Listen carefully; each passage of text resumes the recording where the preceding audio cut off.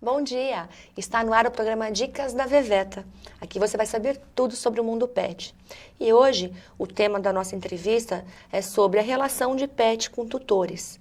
Muitas vezes isso traz muitos benefícios nessa relação e outras podem gerar inclusive doenças nesse convívio. E eu tenho a satisfação de entrevistar a psicóloga Patrícia Marra. Seja bem-vinda, Pati. Obrigada, Gabi. Um prazer estar aqui podendo falar um pouco dessa relação. Que bom. Paty, há 3 décadas a gente está tendo uma mudança da relação pet-tutores, né? O pet saiu do quintal para hoje estar dentro do convívio familiar. E nesse processo, a gente vê que o pet está ganhando, inclusive, hábitos humanos. E ganhando espaço, realmente. Inclusive, algumas famílias chamam de filhos, outros não. Então, a gente também não sabe muito se a gente chama de oi, vamos tratar do seu filho, ou a gente vai tratar do pet, do tutor. É muito engraçada essa relação, inclusive conosco, né? Eu queria saber, alguns estudos dizem que o pet está se tornando um grande recurso terapêutico. Eu queria saber de você, o que você acha em relação a isso? Se de fato o pet pode ser um recurso terapêutico em algumas patologias aí dos humanos. Tá. É uma área muito grande que a gente pode falar em relação a recurso terapêutico. A relação homem-animal existe há muito tempo, né? A gente pode já ver cavalos, que não é um animal, não é um pet, não é um bichinho de estimação, mas ele trabalha com a ecoterapia, né? Com crianças com Down, autismo, paralisia cerebral. Então, isso vem numa crescente. Em relação ao pet, a gente precisa ver qual que é a necessidade dele mesmo, porque assim, ele pode sim estar sendo usado com crianças, com idosos, né? A questão de solidão e tudo mais, ela é uma crescente na nossa sociedade hoje em dia. Mas tem que perceber também, assim, qual que é a real necessidade, qual que é, assim, a carga que eu estou colocando nesse bichinho. É um afeto em demasia, é uma solidão em demasia. Então, assim, para tomar cuidado, para ter um equilíbrio, para também não se frustrar lá na frente, as consequências que isso terão em relação tanto ao pet quanto em relação ao tutor, né? E eu, como veterinária, eu vejo que o perfil de um tutor de gatos é diferente de um tutor de cães, né? E mesmo assim, tanto em gatos como em cães, existem raças que são mais extrovertidas e outras menos extrovertidas. Você acha que o tutor busca características pessoais dele nesse melhor amigo que ele está encontrando? Em relação aos bichinhos, eu não posso falar. Mas se a gente for pensar assim, né, enquanto ser humano, quem é o meu melhor amigo? Né? Como que eu identifico o meu amigo? Então, se eu sou uma pessoa mais reservada, mais tímida, eu não vou me identificar, eu não vou ser amiga de uma pessoa super extrovertida. Então, isso é identificação. Então, isso é muito importante para o ser humano enquanto pessoa. Né? Se eu me identifico com alguém que é parecido comigo, eu vou levar isso para frente. Isso, hoje em dia, como a gente fala, vai dar match, né? E eu acredito que com o bichinho tem que ser a mesma coisa. A gente, na verdade, orienta nesse sentido, né? Por exemplo, uma pessoa, um tutor que é extremamente esportista, que quer um animal que vai correr com ele todas as manhãs, ele tem que pegar um animal que tenha esse gás, que tenha essa estrutura muscular para aguentar. Com certeza. Não dá para ter um pincher, por exemplo, né? Ao mesmo tempo que uma família ou alguém que seja um pouco mais tranquilão, que gosta de ficar no sofá comendo pipoca assistindo um filme, não dá para ter um labrador, né? Porque realmente é um animal que requer energia. Mas eu acho que às vezes a gente vê isso, né? As pessoas pegando animais que são, eu não sei como é que eu posso dizer, opostos à característica pessoal deles. E às vezes isso dá certo, né? Os opostos se atraem, né? Tira o tutor do sofá, né? Se eu tenho um animalzinho que precisa andar e que está entediado de ficar dentro de casa, putz, aí o tutor vai, vamos lá, vamos passear. Então, é por isso que a gente te pergunta, né? Porque realmente, até que ponto os opostos se atraem ou eles se divergem, né? Isso eu acredito que precisa ser bem pensado na hora de você adquirir, comprar, adotar seu bichinho. Porque, assim, pode ser também um maltrato, né? Pode vir a se tornar um peso, tanto para você quanto para o bichinho. Então, isso, assim, é uma delicadeza, é uma preocupação que você tem que ter com as duas partes. Né, até prevendo o que pode acontecer, porque realmente, se aí você tem um bichinho que é agitado, quer sair, não sei o quê, e você está lá de bode em casa, né? Então, assim, tem que respeitar os limites dos dois, né? Não só dos dois, assim, do ambiente familiar, né? Se você tem criança, você vai pegar um bichinho que gosta de ficar quieto e o bicho vai ficar cutucando, a criança vai ficar cutucando o bichinho. Então, assim, tem que entender essas características de todos. Eu sempre digo que a pessoa que deseja adquirir um pet, que seja o pet que for, né? Coelho, hamster, peixe, cão, gato, tem que entender a sua vida, pelo menos falando em cão e gato, pelo menos estruturar essa vida em 15 anos. Então, se você, por exemplo, mora em uma casa de aluguel, é difícil você ter um animal de grande porte, porque hoje a casa que você mora tem essa facilidade de você morar e te permite um animal desse. Mas se você muda de casa e não permite, né? E aí, como que funciona isso? Atualmente, a gente vê famílias doando animais de anos com essas famílias, né? Eu não consigo entender essa relação tutor e animal que esteve do lado dessa família 5, 6, 7 anos e de repente ele resolve ir para um apartamento e se desfaz do animal como se fosse uma cadeira ou como se fosse um sofá. E o animal sente, porque o animal ele vive dentro de uma cadeia. Uma rotina. Não só uma rotina, mas ele vê, a gente sempre diz assim, que para o animal ele vê o tutor como um outro animal, né? Então eu sempre digo o seguinte, ou você está acima ou você está abaixo. Então animais que não têm um domínio do tutor é falta de mostrar quem é o líder dentro de uma matilha, né? E aí, nesse conceito, a gente vê as pessoas doando bichos de anos com elas, né? Então, o que eu sempre falo, vai adquirir um animalzinho, procura entender as características, procura entender a vida, quais as necessidades desse animal, se é um animal que precisa sair, se é um animal que precisa de banho e tosa, se é um animal que precisa, se é um animal de grande porte, porque todo o tratamento de um animal de grande porte, às vezes é 2, 3 vezes mais caro que um animal de pequeno porte. Se isso cabe no seu orçamento ou não, para evitar de que você realmente, como você falou, né, Paty, tenha um problema, que o animal vire um problema e não vire uma solução, né? E aí, o que a gente tem enfrentado hoje também, Paty, é assim, as pessoas adquirem, resolvem comprar pets ou adotar pets. Numa semana, eles desistem dessa aquisição, vamos dizer assim, né? E aí eles devolvem esses animais ou viram um problema. Já tive casos onde a pessoa sempre quis um pet, 10 dias com o pet, tinha um problema gigantesco e aí teve que arranjar uma outra família. Como que você vê essa situação? Isso é impulso? Como que você retrata essa condição da devolução? Da devolução. São vários os aspectos, né? Eu acho que é uma questão muito abrangente para a gente falar é isso ou é aquilo outro. Mas teria que ver, por que a pessoa resolveu adotar?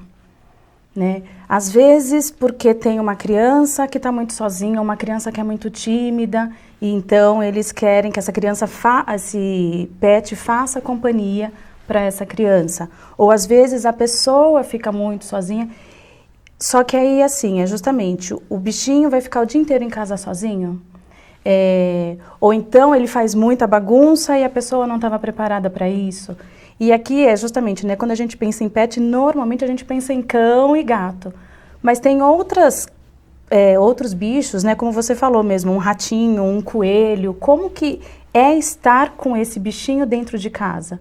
Então, talvez a pessoa não se prepare para o que está a vir. Não só o impulso, porque hoje em dia também tem muito de, é moda, ou eu não vou ter filho, para ter um pet, porque às vezes acha que é mais fácil de cuidar. E não é assim, né? Requer um cuidado, requer um olhar muito importante da pessoa, porque assim, o sofrimento pode vir para os dois. E como que lida com esse arrependimento? O que faz?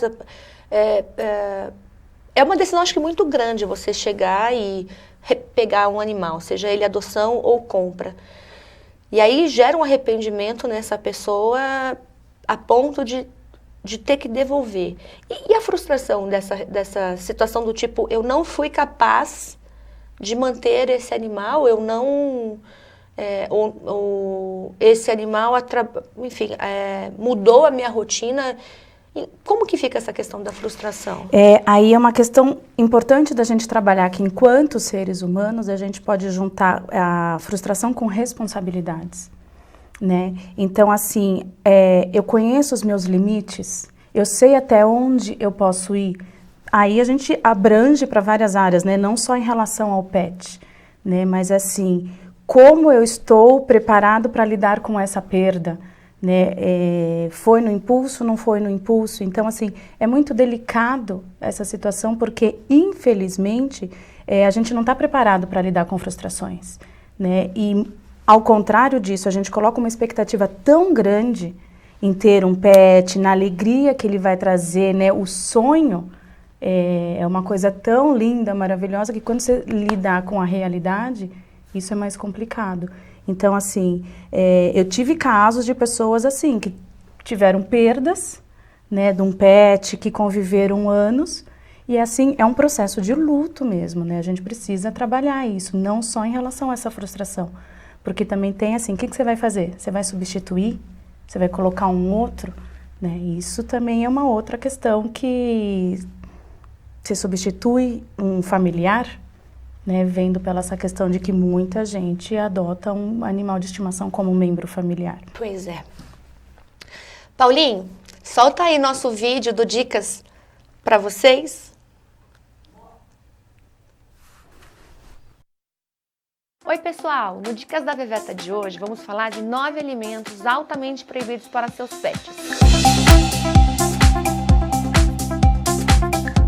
Eu sou a veterinária Gabriela Giraldi e antes de falarmos desse assunto altamente importante, não deixe de curtir esse vídeo e se inscreva em nosso canal. Vamos lá! O primeiro alimento que você não deve dar ao seu pet é a cebola. A cebola é altamente tóxica, contém tiosulfato que destrói as células vermelhas, causando grave anemia em cães e gatos. O alho é o segundo alimento proibido. Também contém a mesma substância da cebola. E o terceiro alimento são as papinhas de nenê, pois tem, além de muita cebola, tem uma infinidade de alimentos específicos para cães e gatos e, portanto, não há necessidade de oferecer aos nossos pets alimentos humanos, não é mesmo? As nozes também são muito nocivas, pois possuem alto teor de fósforo e, se ingerido com muita frequência, pode gerar pedras na bexiga e ainda causar vômitos e diarreia. Chocolate é super perigoso. Contém teobromina. Quando ingerido pelo pet, pode ocorrer convulsões e até levar o seu animalzinho à morte. Leite só é permitido no período de amamentação. Depois desse período, nossos pets não possuem enzima chamada lactose, ou seja, eles não conseguem digerir, causando dor abdominal, vômitos e diarreia. A macadâmia possui uma toxina que atinge a musculatura, levando o seu pet à paralisia dos membros, convulsão e morte. Cuidado com esses alimentos humanos dietéticos. Contém xilitol, causam alterações neurológicas importantes, levando a convulsão e óbito. E por fim, não menos importantes são os tomates. Eles contêm solamina, que deprime o sistema nervoso central, leva a gastrite e é fatal em gatos. Se você gostou desse vídeo, deixe seu comentário e não esqueça de compartilhar com seus amigos que têm pet e amam animais. Essas informações são muito importantes e podem salvar vidas. Um beijo e até o próximo vídeo.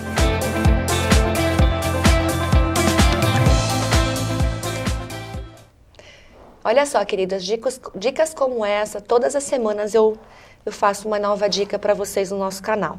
Então, é importante que você se inscreva, que ative o sininho, que compartilhe com seus amigos se essa dica foi importante para você.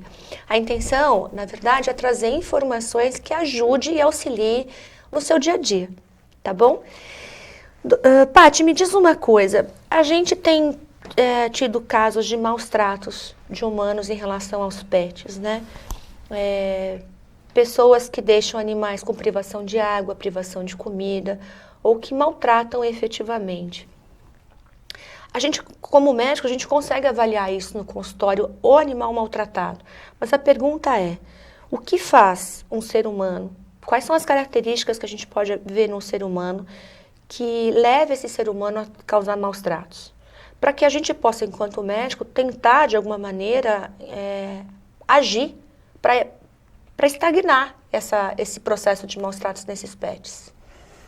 Quem dera fosse fácil assim, né, Gabi? A gente está falando aí de características da personalidade da pessoa. E infelizmente a gente não vem com uma plaquinha, eu sou psicopata, eu sou legal, eu sou assim, eu sou assada. Então, o comportamento da pessoa muitas vezes nos dá essas informações. Infelizmente, a gente só consegue ver isso com o tempo, né? Uma característica, mas não que seja engessada essa característica, é se a pessoa sofreu maus tratos, ou se ela traz esse comportamento não só em relação a pet, como também em relação aos seres humanos, né? É o que a gente fala da convivência da pessoa, como ela é no dia a dia. Ela é uma pessoa carinhosa, ela é uma pessoa cuidadora, porque não necessariamente a pessoa tem que gostar ou não de bichos para maltratar os bichos. A pessoa pode não gostar e respeitar, saber qual que é o limite dela em relação àquele bichinho. Em relação aos maus tratos, a gente diz que é justamente assim, é uma pessoa que não sabe cuidar, não sabe o olhar para o outro. Então, é uma delicadeza, é uma linha muito tênue a gente conseguir perceber isso num primeiro olhar, num primeiro momento. Então, eu diria para você assim, que é um trabalho difícil mesmo e que aí cabe a nós, enquanto cuidadores de seres humanos e de bichinhos, tentar ir afinando mesmo com o dia a dia. É perguntar por que ela quer esse bichinho, o que ela quer fazer, qual que é a real intenção dela. Lógico que a pessoa não vai chegar e falar assim, eu quero largar porque eu quero ir passear só para fazer bonito para alguém e depois vou largar o bichinho. Uma pessoa dita normal, né? Não gosto muito dessa palavra, mas não falaria isso. Mas quando você vai, sei lá, adotar um bichinho e tudo mais, você pergunta isso, né? E como que é? Você já teve, você não teve? É meio que uma sondagem para entender também o que ela te responde, né? Porque se é uma coisa muito fantasiosa, pode ser que não seja real. Eu digo que, como médica, a minha primeira formação é pedagogia, né? E a pedagogia me ajudou muito nesse processo de tentar entender um pouco mais o ser humano, porque a gente é preparado com outro olhar também. E eu acho realmente, faço um apelo aqui às universidades, que tenha psicologia, que tenha matérias que abordem a relação seres humanos, né? Porque a gente, muitas vezes, como médicos, a gente tem que falar sobre óbito, a gente tem que falar sobre doenças terminais. Eu já tive casos de pessoas que, quando a gente fala para o tutor que o animal tem uma doença crônica progressiva grave e que vai morrer em pouco tempo, o tutor vira e fala assim, eu vou me suicidar. Desestrutura. E Patrícia, olha a responsabilidade que o médico tem em relação a esse tutor, em relação a esse animal. A gente não tem estrutura como médicos para lidar com esse nível de frustração desse tutor, a ponto de impedir. Imagina se essa pessoa se suicida. Como que fica o profissional em relação a isso? Né? Então, a gente tem que fazer todo um trabalho de psicologia de fato, né? Onde a gente tenta mostrar para ele que a vidinha desse pet dura menos e que, infelizmente, ele tem um câncer ou ele tem uma doença muito aguda e progressiva e que não tem cura. Uhum. E é muito complicado. E isso aparece no consultório para o meu lado, né? Eu já tive um caso de uma paciente que estava passando por esse processo. Ela já tinha perdido a mãe biológica, né? E o bichinho dela tinha sido diagnosticado com uma doença terminal. Ela foi para a terapia porque ela falou, o luto da minha mãe, tudo bem, já trabalhei, entendi e tudo mais.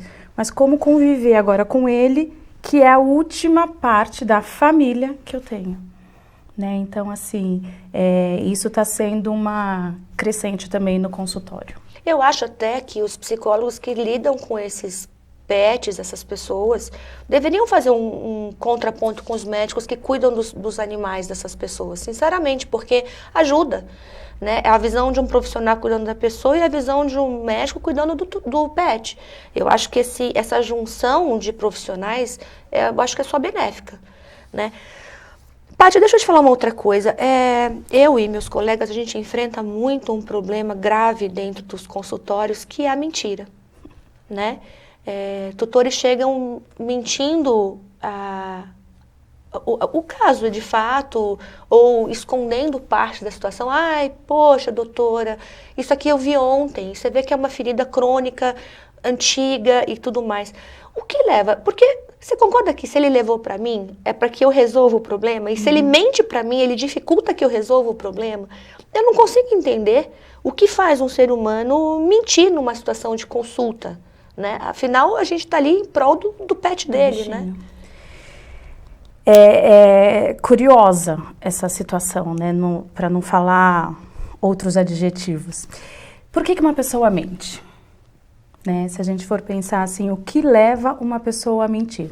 Mais uma vez, são N fatores. É uma questão matemática aí que eu nem sei se eu saberia resolver.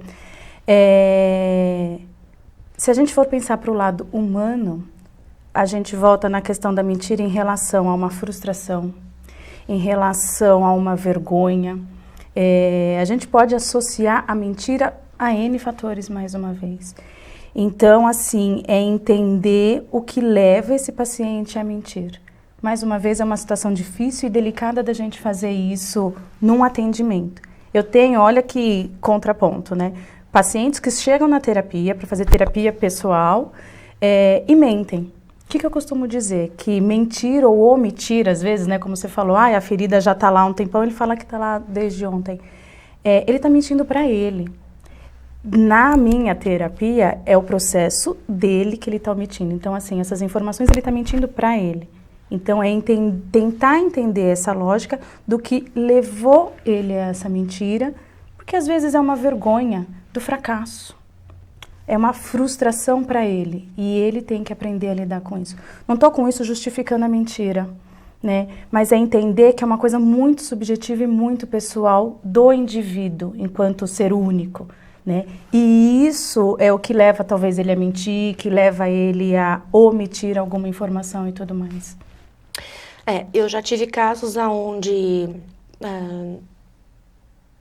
o tutor consumia maconha e o animal veio quase morrendo por intoxicação Drogado da maconha, né?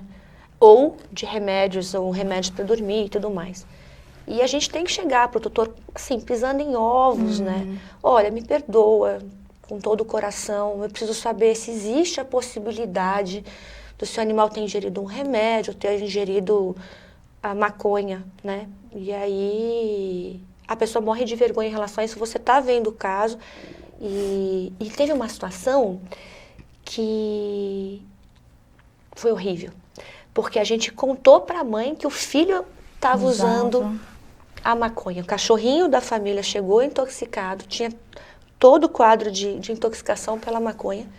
E a mãe foi descobrir que o filho era usuário por conta da intoxicação do animal. Patrícia deu um fuzuê naquele consultório, porque a mãe ligou para o pai e aquela coisa ficou uma loucura. E a gente, de novo, a gente não está preparado para lidar com isso, porque eu precisava dizer qual era o problema que o animal estava tendo. Enfim. São coisas que a gente só passa em consultório. Paulinho, solta para mim, então, o vídeo do GAS. Vocês sabem que o GAS é um grupo de atitude social que eu faço parte, que eu apoio, e a gente está precisando sempre de doações. Então, tá aí o vídeo do GAS, mostrando para vocês aquilo que a gente precisa receber de doações.